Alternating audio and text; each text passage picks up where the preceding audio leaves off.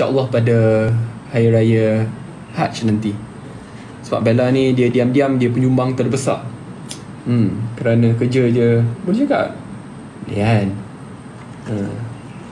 Kerja dia untuk menangkap kumpulan apa? T-Life. So kita akan buat kerja T-Life bila? Minggu depan.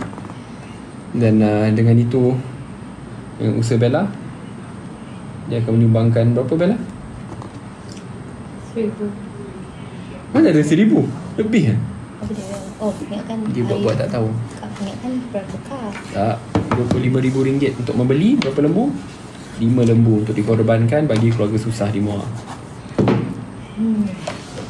Macam mana? Itulah. Itulah malu-malu sipu-sipu si Bella ni. Banyak dia buat apa kerja amal tapi dia tak tunjuk ke orang. Malu bah.